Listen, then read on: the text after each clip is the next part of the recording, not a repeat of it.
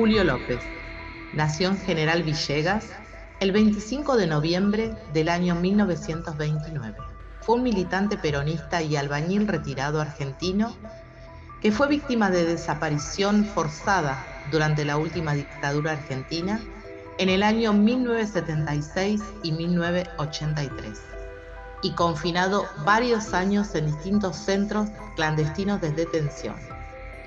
Sobrevivió a esta experiencia y, ya restaurada la democracia, se presentó como testigo a los juicios por la verdad, abiertos en el año 1998.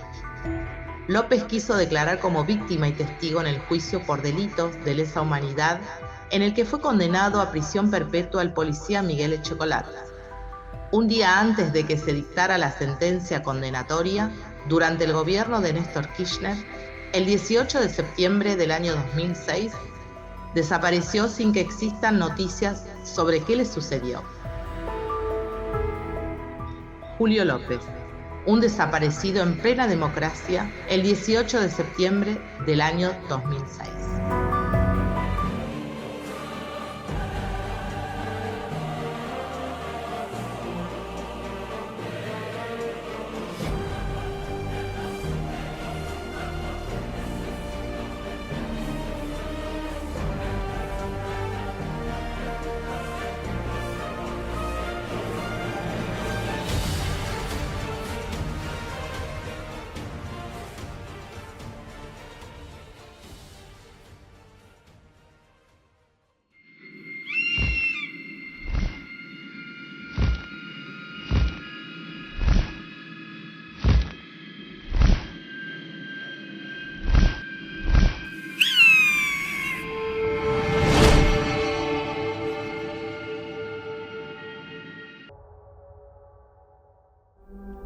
Bienvenidos a esto que es El Despertar.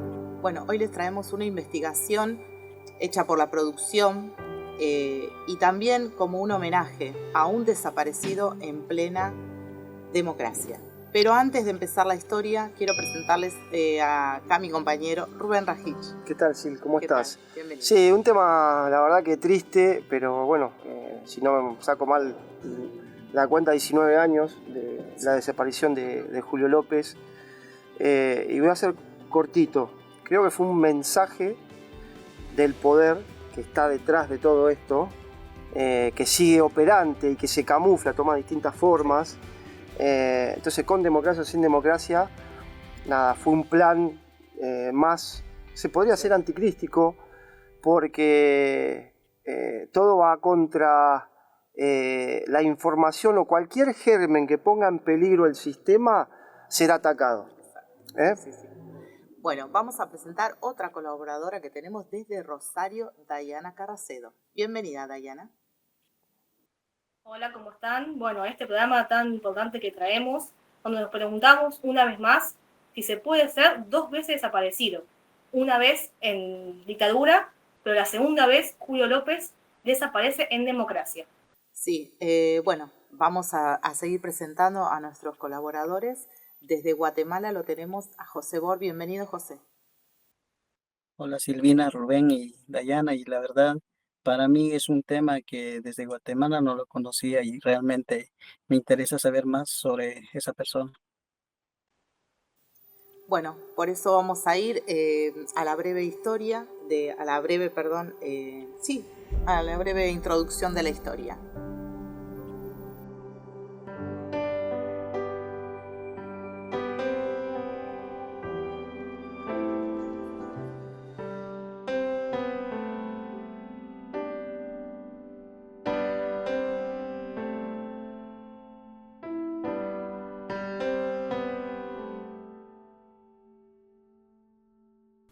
Nació en General Villegas, 25 de noviembre de 1929. Desapareció el 18 de septiembre de 2006.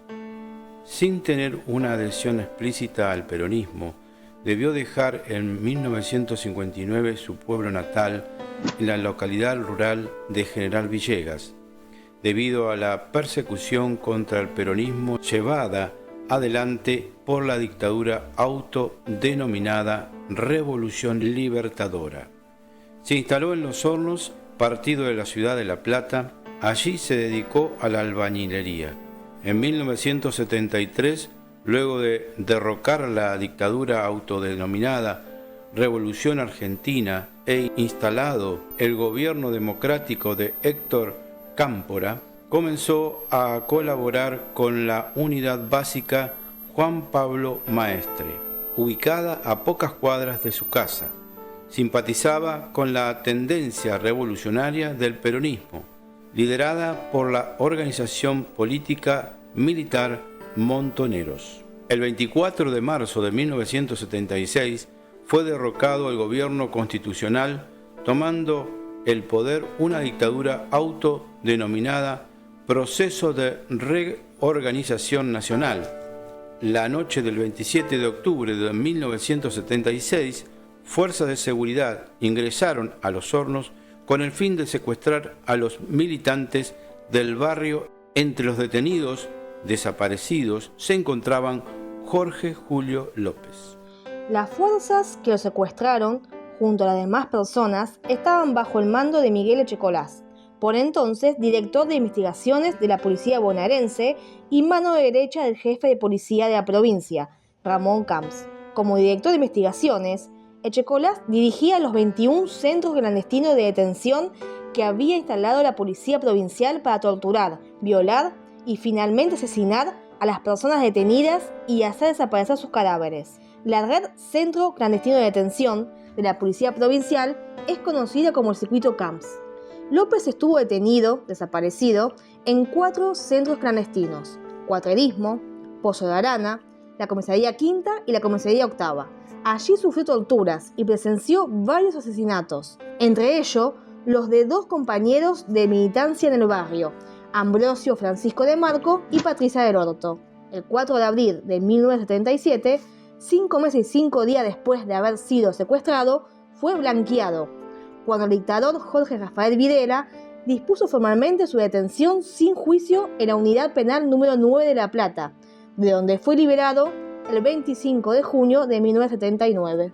Luego de ser liberado, se mantuvo en silencio, incluso con su propia familia, durante varios años, y volvió a trabajar con el mismo empleador de antes de su desaparición, pero sigilosamente y de manera individual comenzó a identificar lugares y personas relacionadas con su secuestro.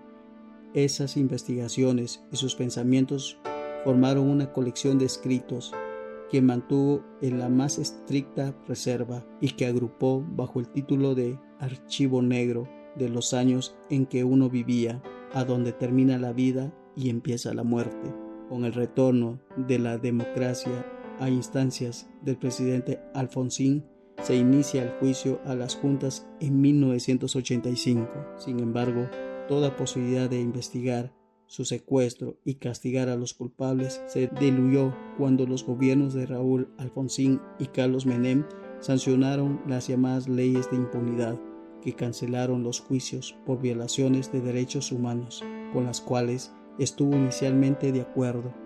A fines de la década de 1990, y ante la imposibilidad de enjuiciar a los responsables de los delitos de lesa humanidad, las víctimas, sus familiares y las organizaciones de derechos humanos lograron abrir lo que se conoció como los juicios por la verdad. Entre ellos se abrió el juicio por la verdad de La Plata. En ese momento, López se acercó relatando su detención forzosa y los delitos que presenció. Rufino Almeida fue el primero que escuchó el testimonio de López e inicialmente pensó que desvariaba. La historia de Julio era muy confusa. La primera imagen que tuve fue: es un viejo loco. Suele pasar que se acercan y te dicen cualquier cosa. Además, su relato era que había estado en varios campos y conocía varios lugares. Todo su discurso era entreverado. El 7 de julio del año 1999 declaró como testigo en el juicio por la verdad de La Plata, sin que se enterara ningún miembro de su familia. Su familia se enteraría cuando un diario local publicó la noticia en un pequeño recuadro. Allí relató un detalle ante los jueces de la Cámara Federal de Apelaciones: su secuestro, las torturas sufridas, los asesinatos, violaciones y demás delitos de lesa humanidad que presenció y los diferentes centros clandestinos en los que estuvo. En el año 2003, el Congreso de la Nación declaró la nulidad de las leyes de punto final y obediencia debidas sancionadas durante el gobierno de Alfonsín. Y en el año 2006, la Cámara de Casación Penal, máximo tribunal penal de la Argentina, consideró que los indultos concedidos por el presidente Menem eran inconstitucionales. La anulación de las llamadas leyes de impunidad permitió que se reabrieran los juicios por delitos de lesa humanidad cometidos hasta 1983. El primero de esos juicios reabiertos fue el que siguió contra Miguel Echecolás, uno de los principales responsables de los delitos cometidos contra Jorge López. Bueno, vamos a comentar cómo él llega aquí a La Plata. Él vivía en General Villegas, donde él militaba con los montoneros, pero no con papeles. Él era como simpatizante. De ahí lo empiezan a hacer una persecución y él se viene acá a la ciudad de La Plata. ¿Dayana? Sí, así es. Eso fue en el año 55, donde relativamente permanece tranquilo unos años, hasta que en el 73, cuando se instaura el gobierno de Cámpora, Héctor J. Cámpora, ahí sí ya empieza a colaborar con una unidad de manera un poco más explícita. Ahí ya se empieza como a decir yo soy peronista y empieza a colaborar. Así pasan los años y en el 76, con esta nueva dictadura, lo secuestran de manera ilegal obviamente, estuvo secuestrado, siendo que eso fue el 27 de octubre del 76, cuando fue secuestrado. Fue blanqueado el 4 de abril de 77. Blanqueado significa que sigue estando preso, pero lo blanquean a una comisaría. O sea, es un preso legal. Antes estaba secuestrado en el 76 y a partir del 77 es un preso legal, entre comillas, ¿no? Pero bueno, está blanqueado, ya no lo pueden matar porque está blanqueado ante el sistema, ¿no? Y fue liberado recién en el 79. Estuvo 2 años más preso en la comisaría hasta que fue liberado en el 79. Sí, ese es el comienzo de esta historia, ¿no? Estaba pensando que cuando desaparece por segunda vez, es claro el mensaje de quienes están detrás, porque cuando él da algunos nombres, entre el cual el más que tomó notoriedad, que es Echecolás, quienes actuaron detrás para hacerlo desaparecer, es un claro mensaje para algún segundo o algún tercero que quisiera hacer lo mismo que Julio, ¿no? Empezar a hablar.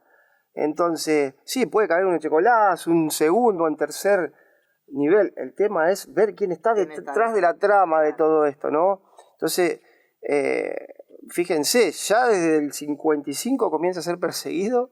Es una historia increíble la de Julio, ¿no? Sí, igual una red muy grande porque acá está comprometido el gobierno, porque bien claro lo dice, él después en sus declaraciones, el gobierno, Echecolás, que era el jefe de toda la policía bonaerense. Entonces, bueno, si vamos más atrás, más de los gobiernos, ¿quién podría estar? Sí, y aquí es interesante que luego de haber salido, ser liberado, se mantuvo en silencio, incluso con su propia familia, pero lo hizo con tal de no preocuparlo. Pero también llama mucho la atención que conforme pasaban los días, empezó a recordar lugares y a personas que fueron parte de su secuestro. La verdad, cuando uno mira el testimonio de esa persona, se ve que no está vacilando y lo tiene bien grabado en la memoria todo lo que le sucedió.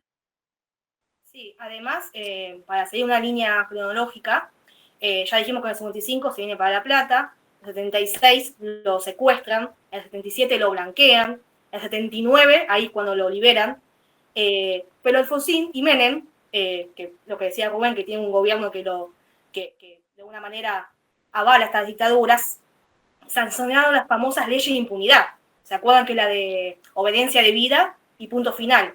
Eso hace que todos los juicios que se podían haber hecho cuando ella estaba libre queden todos en suspenso. Obediencia de vida es que todos los subalternos de la dictadura, como estaban bajo el mando de alguien superior, no podían ser juzgados. Y punto final, prescribe justamente las causas iniciadas.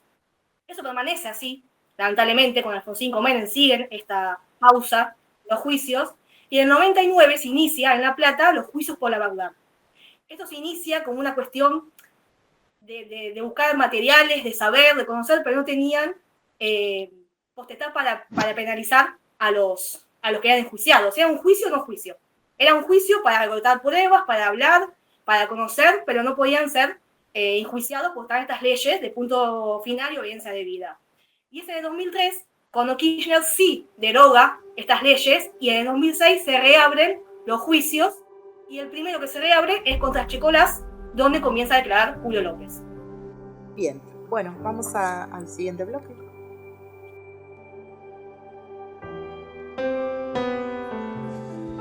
Declaró como testigo en la causa contra Echeckolats el 28 de junio de 2006. Sus hijos, que nunca lo habían oído contar lo que le había sucedido, estuvieron presentes y lloraron. 2 meses y medio después, el 18 de septiembre de 2006, era el día de los alegatos. López había arreglado con su sobrino Hugo Savignago que lo pasara a buscar por su casa con el fin de asistir al tribunal. Ese día desapareció por segunda vez. Al día siguiente, Echeckolats fue condenado a cadena perpetua por los delitos de lesa humanidad cometidos contra López y otras personas. El 24 de octubre de 2014, Echeckolats y otros 14 represores fueron condenados por delitos cometidos en el centro de detención clandestino de La Cacha. Mientras se leía la sentencia, el fotógrafo Leo Vaca del portal Infobus tomó varias fotografías a Echeckolats sosteniendo un papel donde se leía escrito a mano la siguiente anotación: Jorge Julio López. El 18 de septiembre del año 2006, el día antes de la condena de Echeckolás, López desapareció sin dejar rastros en los hornos. Ese día no llegó al tribunal a escuchar los alegatos del juicio contra Echeckolás. Sin embargo, salió de su casa sin esperar a su sobrino. Caminó varias cuadras y fue visto por varios testigos. La última persona que lo vio fue un vecino suyo, Abel Horacio Ponce, parado en la avenida 66 entre 137 y 138, entre una verdulería y el local de Edelab. La causa judicial formada para investigar su desaparición fue asignada al Juzgado Federal número 1 de La Plata, a cargo del juez Manuel Blanco, hasta su muerte en 2014. Llevó el número de 16.060. Durante los primeros 18 meses, la causa fue caracterizada como desaparición simple y la investigación del hecho quedó a cargo de la policía bonaerense, la misma fuerza de la que Echeckolás había sido un alto funcionario. El 30 de diciembre de 2006, el entonces presidente Néstor Kirchner habló por cadena nacional para referirse a las desapariciones de Julio López y Luis Jerez, testigo en el caso de los crímenes de lesa humanidad de Luis Patti. Kirchner consideró que se trataba de secuestro realizado por grupos parapoliciales o paramilitares integrados por la mano de obra desocupada que buscaban amedrentar a jueces y testigos, con el fin de frenar los juicios reabiertos y lograr una amnistía. Kirchner convocó a utilizar y mejorar los mecanismos de protección a testigos, así como a actuar sobre las fuerzas de seguridad para superar la desocupación que significó participación en la represión ilegal y recuperar capacidad investigativa a favor de la ciudadanía. En mayo de 2008, la causa fue caratulada López, Jorge Julio, desaparición forzada de personas, y la policía bonaerense fue apartada de la investigación. Al momento de la desaparición de López, el gobernador de la provincia de Buenos Aires era Felipe Solá y su ministro de Seguridad, León Arlanian. Hasta 2017, la investigación judicial no había podido determinar qué le sucedió a Jorge Julio López, ni encontrar sus restos en caso de haber sido asesinado, hipótesis sobre la que existe un amplio consenso. Tampoco encontrar responsables, partícipes ni encubridores. Aslanian informó años después que en el caso de López había un cúmulo de indicios que apuntaban al grupo de tarea Supertiste del ex jefe de la policía bonaerense Miguel Echecolás. Los organismos de derechos humanos sostuvieron desde un primer momento que se trataba de un delito en el que habían participado miembros de las fuerzas de seguridad retirados y en actividad. Cuestionaron la investigación judicial y las operaciones tendientes a establecer pistas falsas. Las sospechas sobre Echecolás se fortalecieron en 2014, cuando un fotógrafo descubrió que, en el momento de oír su condena, en otro caso de violación de derechos humanos, el policía tenía en sus manos un papel de cuaderno, donde se leía, escrita a mano, la siguiente anotación: Jorge Julio López secuestrar. La desaparición del albañil hizo arreciar las críticas sobre el régimen de protección de testigos y sobre la falta de recaudos para frustrar amenazas contra su vida y libertad. Inmediatamente tras su nueva desaparición, el gobernador de la provincia de Buenos Aires, Felipe Solá, ofreció públicamente una recompensa de 200.000 para quien brindara información sobre su paradero.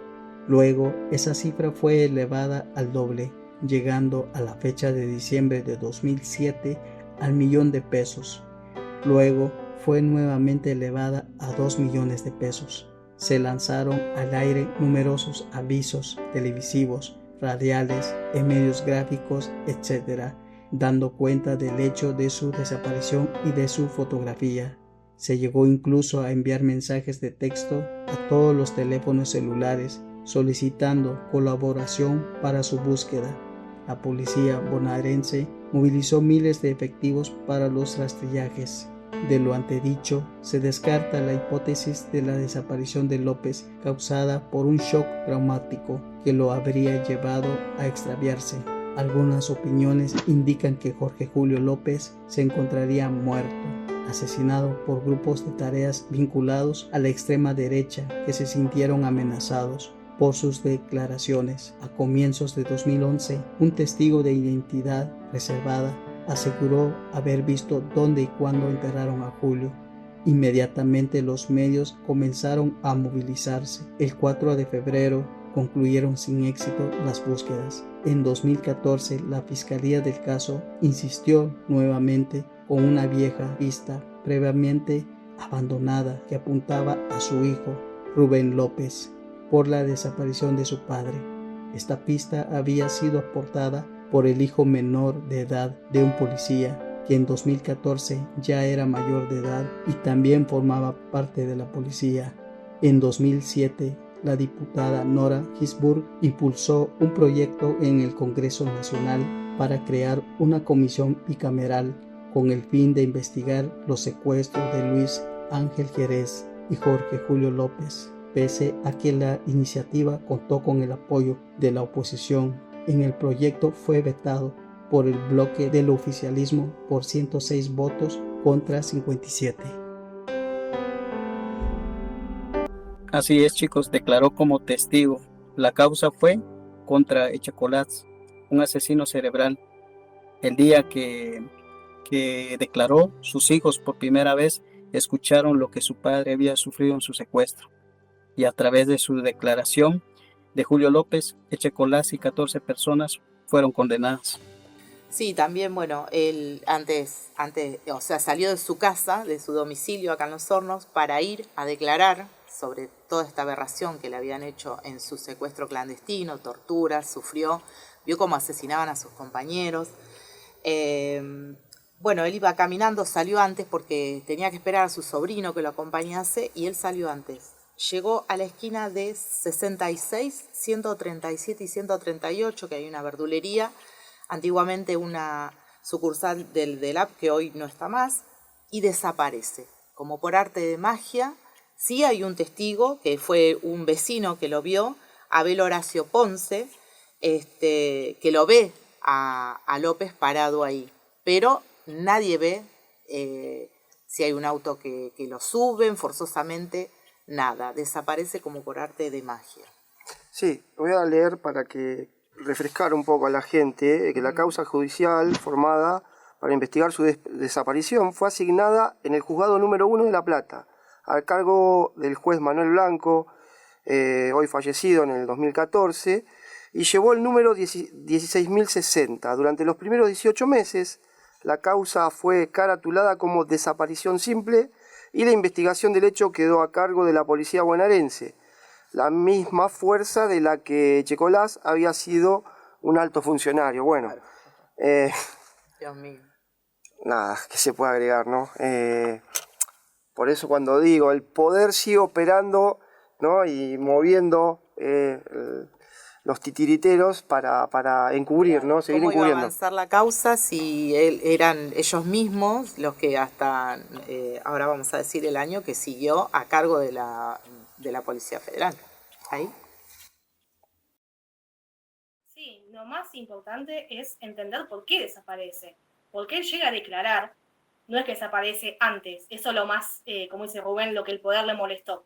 Porque él declara y dice todo, cuenta quién la torturaron, cómo, a quiénes, en los 4 centros clandestinos que estuvo. Entonces cuando llega a los alegatos, que al final de ese juicio, en 2006, 18 de septiembre de 2006, cuando es el último día del juicio, ahí misteriosamente desaparece. O sea que todo lo que dijo anteriormente se ve que tuvo un peso que no les gustó a los del poder, que dijeron, bueno, lo desaparecemos para que si alguien más quiere hablar o quiere decir algo, sepa que puede llegar a ser un desaparecido. Obviamente, la carátula cambia muchas veces de nombre porque no se puede decir secuestrado, es un desaparecido y a la vez simple y a la vez por el vínculo. Bueno, fue todo un tema, pero bueno, lamentablemente hasta el día de hoy hubo varios intentos, varias gente que dijo que lo vio, pero bueno, en definitiva sigue desaparecido y todavía no se encuentra ni vivo ni tampoco el cuerpo de él. Claro, esa es la... en el juicio que él declara por primera vez, que está, bueno, hemos pasado el video, de sus propias palabras, él da detalles, o sea que no es una persona que pueda estar mintiendo, porque da minuciosos detalles de cómo Echecolás llevaba una máscara, una careta de mono peludo, hasta cuando lo pateaba él, las cosas que le decía cuando lo picaneaban, o sea, fueron muchos detalles que no entiendo cómo se tomaron en su momento realmente verdadero. Y bueno, cuando él desaparece, ya lo había igual acusado, entonces bueno, después llega el juicio donde a este monstruo lo condenan a perpetua. Bueno, pasamos al siguiente bloque, ¿te parece? Sí, seguimos con el videito que tenemos. Vamos a ver dos resúmenes de lo que estamos hablando, de la declaración de Julio López. Pero mientras sea desaparecido, no puede tener ningún tratamiento especial. Es una incógnita, es un desaparecido. No tiene entidad, no está. Ni muerto ni vivo, está desaparecido. Aparece Patricia del Orto con el marido, toda torturada. La torturan un día, 2, junto con nosotros. Los hacían preguntas, ¿qué hacían ustedes en la unidad básica? Y Patricia no respondía. El marido estaba tirado todo lastimado. Y ella hasta un mechón de acá, la rastra le sacaron con pelo y todo, sangraba por acá, todo deshecho los dos. Y Echecolás estaba así al costado. Y de allá mandaba a los... Dale, subí un poco más, dice. Subíla que este gringo, dice, este que está acá en la parrilla, dice. Una vez allá en otro lado que estuvo, dice, que yo lo picañé, dice. Se dio vuelta, dice, porque allá era floja, allá con batería de la máquina esta, decía así, como sobrándome. Y se me ponía cerca, pero con una capucha, un estilo capucha peluda y de mono, así. ¿Me conocés? Me decía. Hacete el guapo como te hiciste aquella noche. Resulta que, a mí me decían, resulta que ese día a mí no me hacía mucho la picana, porque era con batería, no me hacía mucho, sentía el cosquilleo y todo. Ahora acá vas a sentir, dice, vas a ver. Y le dice a los otros cargándome así, che, prendela directo desde la calle a la máquina, dice. ¿Quién decía esto? Echecolás, estaba el ahí. señor Echecolás. Él es el que decía todo lo que está contando usted ahora. Todo. Y mandaba a otro y el otro repetía. Cuando yo le digo, sí, está bien lo que usted dice. Primero, guacho gringo, guacho de mierda, gallego, ¿qué mierda sos? Decime señor y comisario, y me hace así. Después la sacan a Patricia. Patricia le gritaba, no me maten, llévenme a una cárcel, pero no me maten. Quiero criar a mi nenita, a mi hija, gritaba. Y ellos no, la sacaron y van a ver ustedes si un día encuentran el cadáver o la cabeza, tiene el tiro metido de acá y le sale por acá. El Tribunal Oral en el Tribunal Federal número 1 de La Plata pronuncia el siguiente fallo. Primero, rechaza por improcedente los planteos de inconstitucionalidad y nulidad efectuados por los señores defensores. Segundo, condena a Miguel Osvaldo Echecolás de las demás condiciones sobrantes en autos a la pena de reclusión perpetua.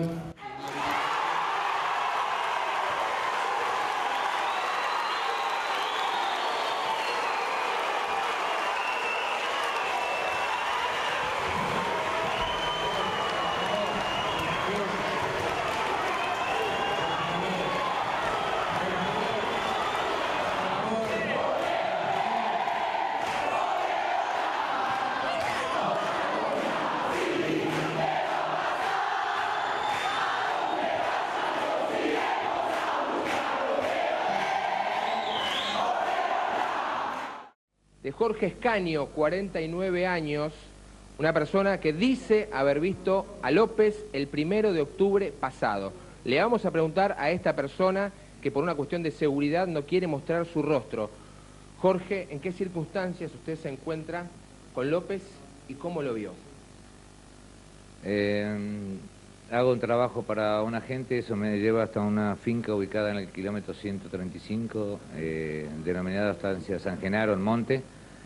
Ingreso a la propiedad y no hay timbre para tocar, hay que entrar por una tranquera. Cuando me encuentro a 40, 50 metros del casco, veo salir personas armadas, instintivamente me meto atrás de un árbol, veo salir en total 5 personas, de las cuales 2 armadas y 2 personas bien vestidas, y la persona que en ese momento estaba buscada, sigue siendo buscado, que es el señor Julio López.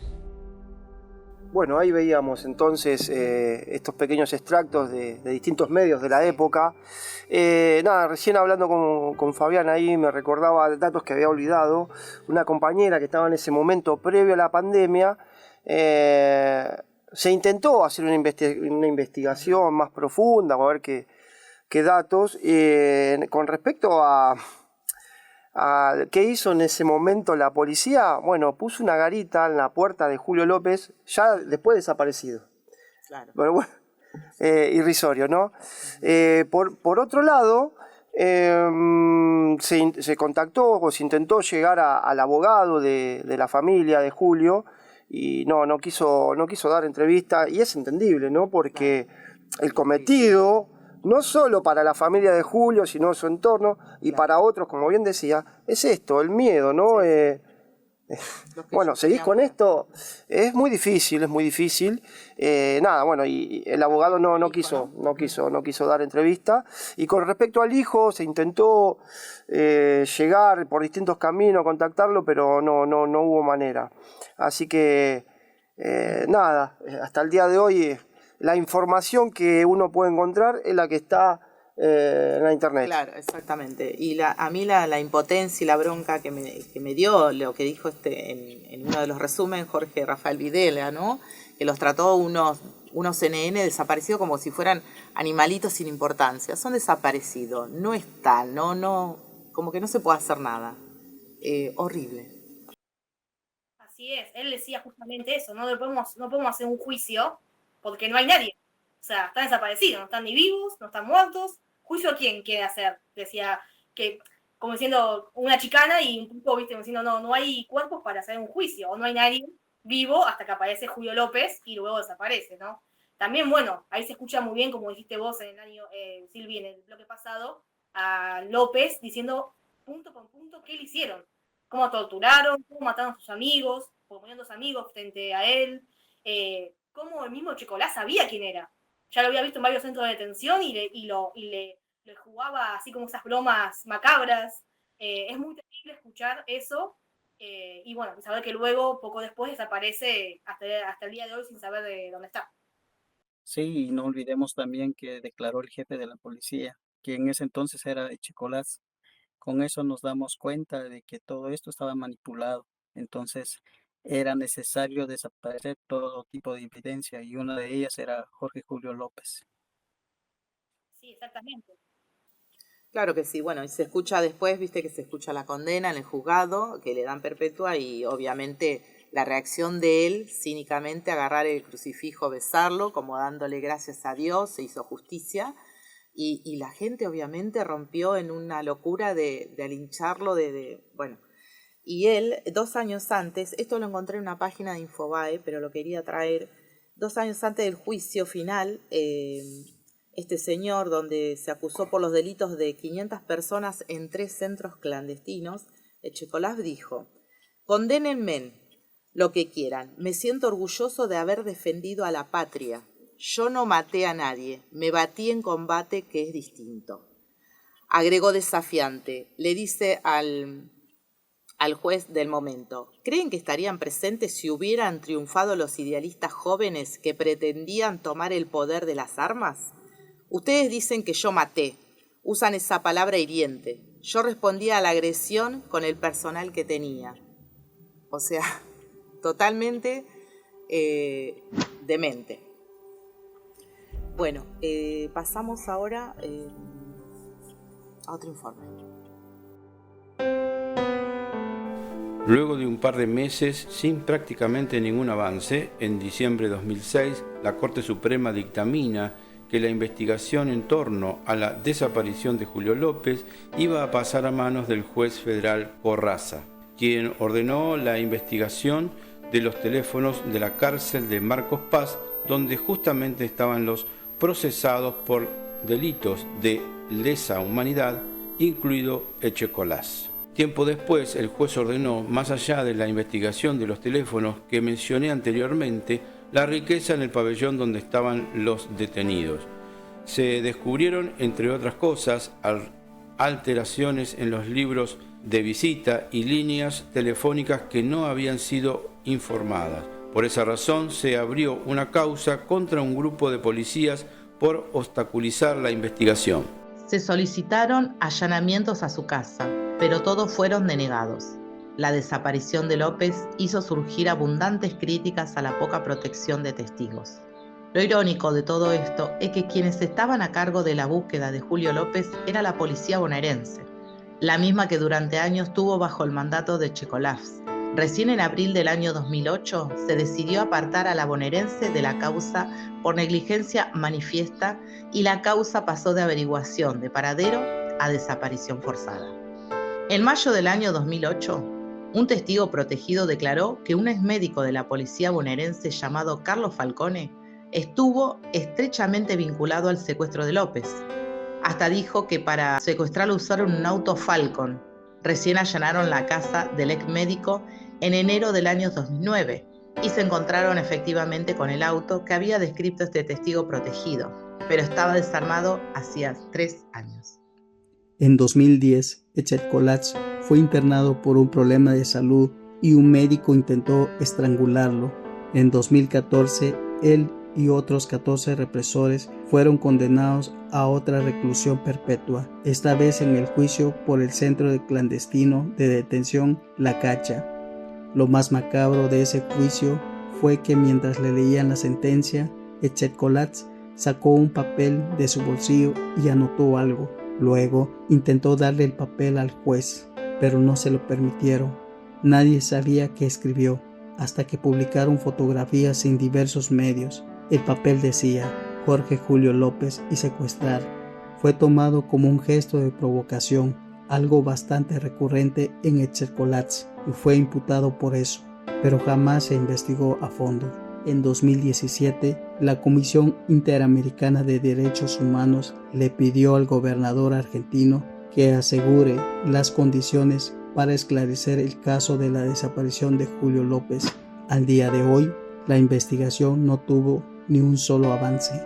Hay teorías que apuntan a todos lados, a la gente cercana a Chicolás, a policías que siguieron sus órdenes, a un sector del servicio penitenciario bonaerense y hasta hay una teoría que apunta directamente al gobierno de ese momento. Lo cierto es que la investigación está hace años en un punto muerto, completamente estancada.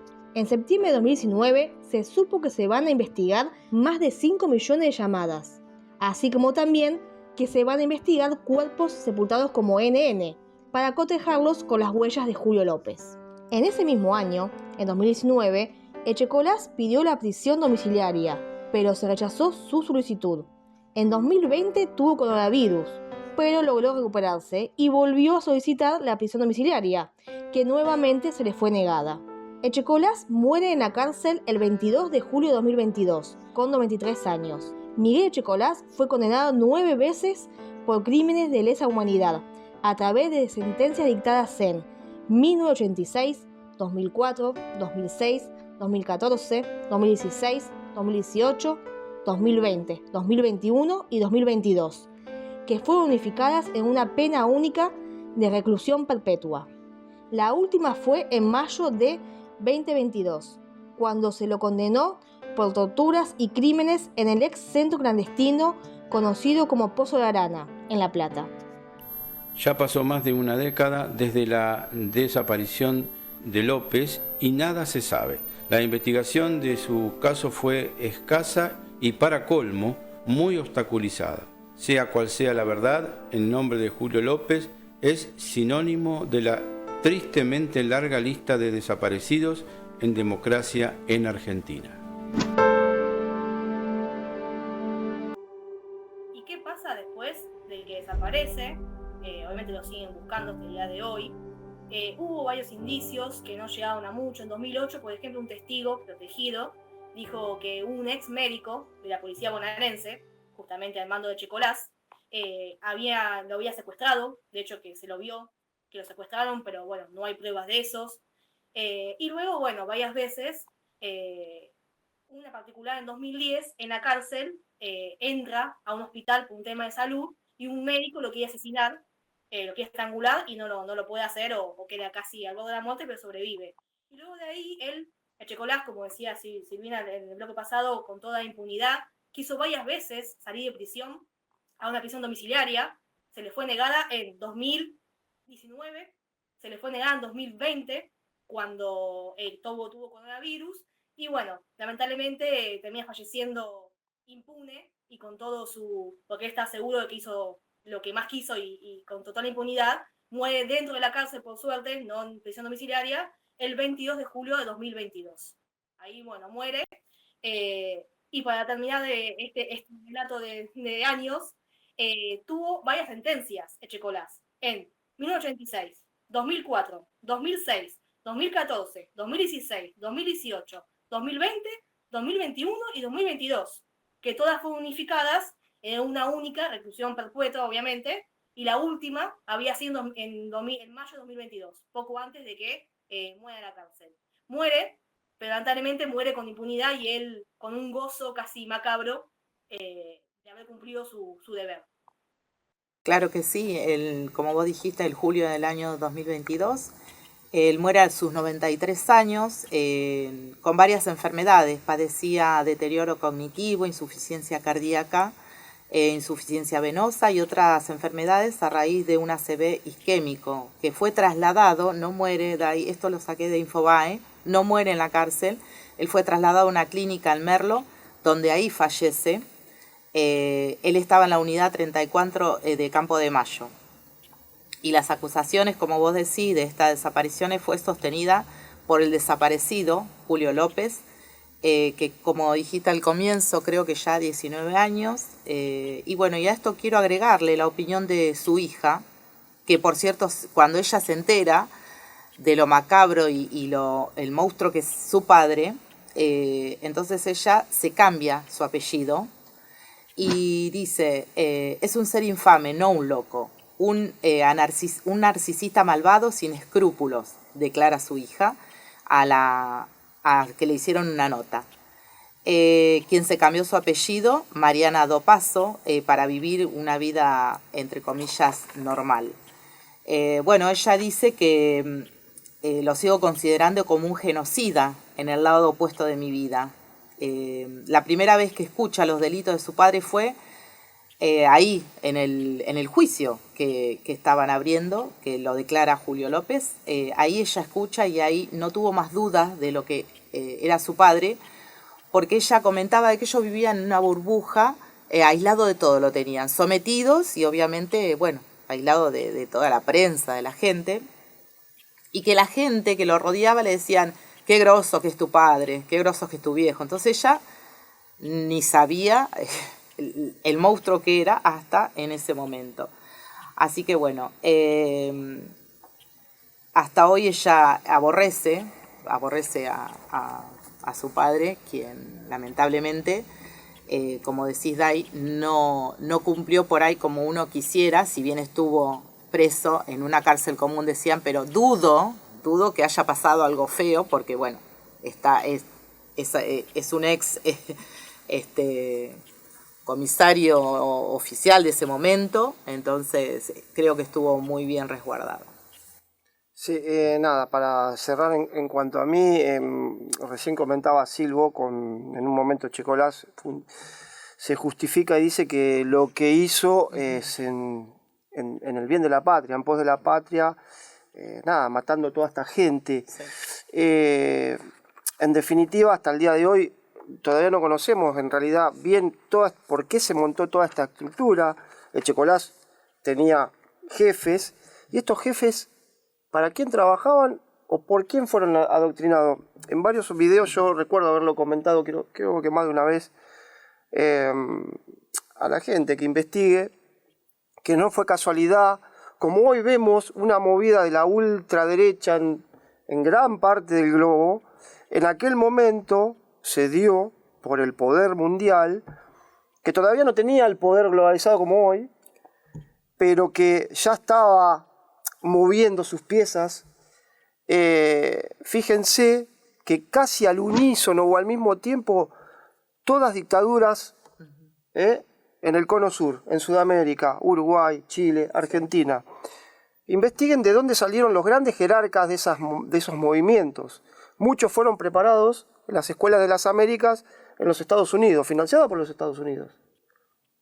Entonces, todavía medianamente uno puede llegar a construir cuál es la verdadera movida detrás de todo esto. Vuelvo a repetir, Checolás, quizás convencido por sus jefes que él se estaba inmolando o estaba haciendo algo por la patria. Pero en realidad hay algo detrás, muy oscuro, que va en contra de la humanidad. Y que era una movida en aquel momento para llegar al día de hoy. Este poder, lo que le sobra es tiempo. Porque las distintas generaciones obedecen a ultranza los pedidos que exige este sistema al cual nos están conduciendo a la humanidad. Entonces, como decía, tiempo le sobra, pero era en aquel momento una movida muy importante, y fíjense, no solo atacaban a la gente que ponía en peligro el sistema. Recordemos, de aquí de Argentina tuvieron que salir huyendo pensadores, grandes artistas, músicos, todos aquellos que podían dar un poquito de luz o iluminar un poco las conciencias de era considerado un germen peligroso para el sistema. Exacto. José. Sí, chicos, y esperemos que la justicia argentina puede darle más importancia y hacer justicia en nombre de Julio López y que esto no vuelva a pasar y que la población argentina de verdad los apoye, porque realmente hoy en día esto no se puede dejar pasar, porque tenemos con la tecnología, gracias a Dios, con esto se puede denunciar y en aquel entonces no había tanto de dónde informarse. Quería agregar, si me permiten, dos datos más que a mí me llamaban la atención particularmente. Uno, que bueno, que toda la investigación que estaban haciendo la hacía la policía bonaerense. Mismo, Echecolás había sido jefe de la policía bonaerense. O sea, es como un chiste macabro, yo no sé si fue un descuido o era a propósito por un poder, como dice Rubén, que maneja estos hilos. Si yo te investigo, pero te investigo de la policía bonaerense, que Echecolás era el jefe. El juicio era contra Echecolás y investigaba la misma policía que él había sido jefe. O sea, era algo medio a propósito para mí. Eso no fue un descuido, fue como diciendo, bueno, seguimos teniendo el poder. Y lo otro que fue en el juicio, el 24 de octubre de 2014, cuando lo condenan, a todas las condenas que tenía en ese momento de cadena perpetua, que un camarógrafo, creo que es, corríjame, enfoca a Julio López, a Echecolás, cuando leen la sentencia, y tiene un papelito que dice Julio López secuestrado. Obviamente ya había sido desaparecido Julio López en 2006, pero es otro giro macabro que hace él, como diciendo, no sé si es un chiste, yo no sé qué le pasa, es como dice la hija, es un ser nefasto, ya no es alguien malo, ya pasa la maldad y es alguien nefasto que en el juicio que están condenando, ese papel decía Julio López secuestrado, como diciendo, nada. Sí, pero vos un chiste o una especie de egoísmo y de egocentrismo, ¿no? De llevarse los laureles a uno que, aunque haya sido condenado a perpetua.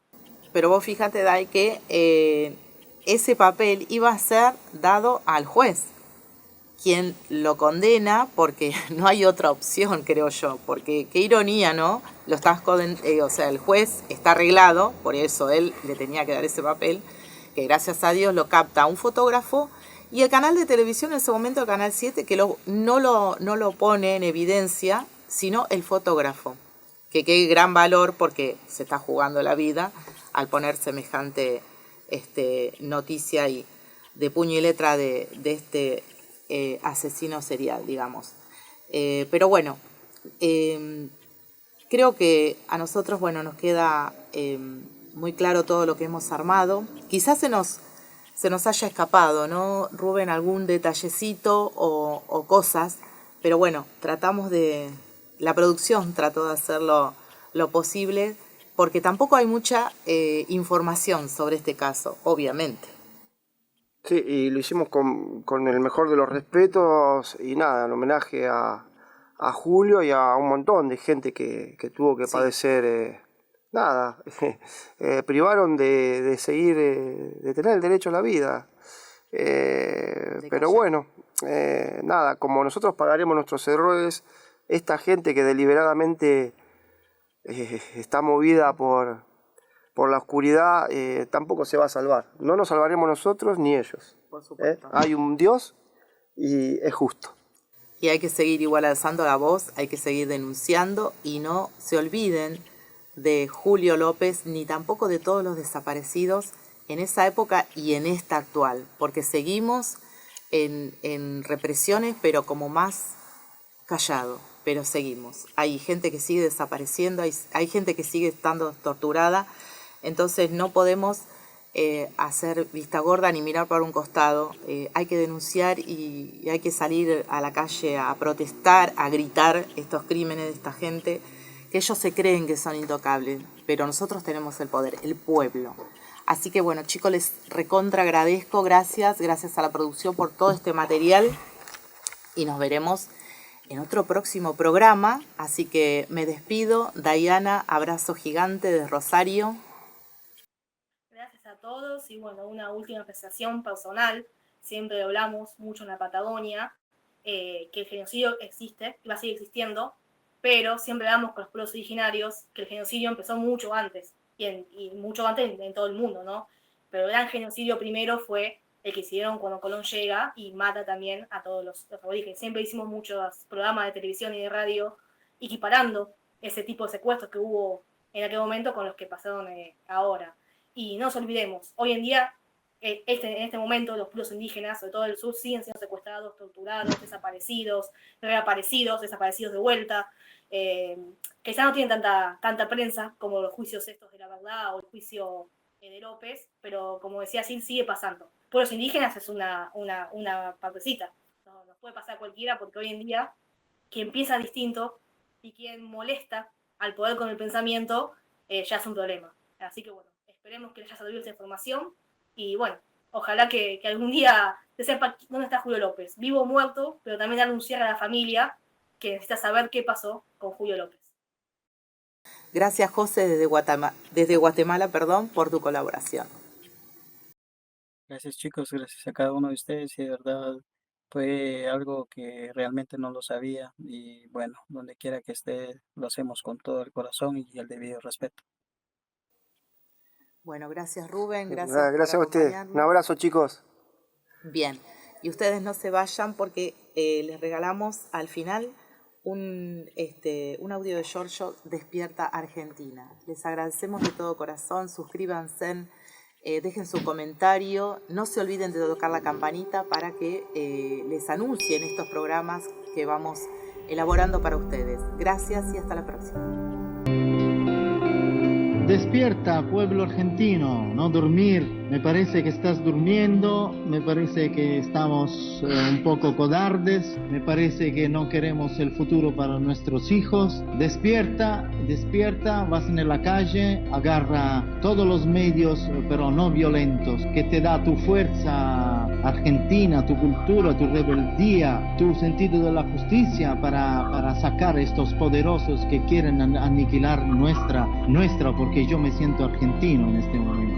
Nuestra cultura, nuestra civilización. Nosotros tenemos que regresar a rebelarnos como lo hemos hecho con la dictadura. No pido armas, yo soy un pacifista, soy amigo del Cristo, pero pido voz, pido las cazarolas con los martillos, pido la movilización en las plazas, pido al pueblo argentino, le pido que le crea la vida difícil a los políticos, a esta gente que se está comiendo el país. Entonces, despierta, pueblo argentino, despierta.